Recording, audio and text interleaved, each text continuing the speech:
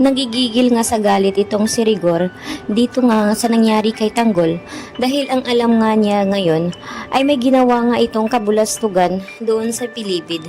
At malakas na nga ang pakiramdam nito ni Rigor na si Chief Espinas nga ang nag-utos dito upang gumawa ng katarantaduhan sa labas. Kaya naman pinangako nga niya sa sarili niya na gagawin niya ang lahat upang imbestigahan nga ang nangyari nga dito sa Bilibid. At hindi nga siya titigil hanggat hindi raw umano mabibigyan ng hustisya ang nangyari raw doon sa Bilibid. Hindi nga naman papayag si Rigor na ganito ang kalakaran sa Bilibid at nais nga niya na si Chief Espinas ay pagbayaran na niya ang lahat ng kanyang ginagawa dito.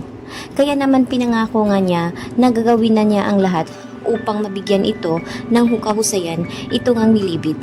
Samantala naman ngayon ay nag-alala naman itong mga tao nga ni Chief Espinas na akala nga nila ay patay na nga itong ang ginang dahil matindi nga ang tinamo nito.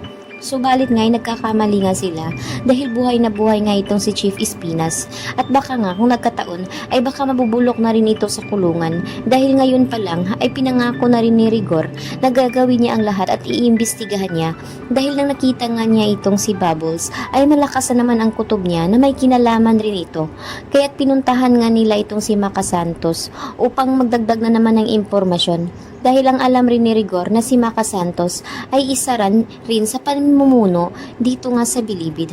Kaya't hindi nga titigil ang ito nga si Rigor at tatapusin na niya ang kanyang sinimulan at tuluyan na nga niyang iimbestigahan ang kaso na nangyari ngayon sa Bilibid.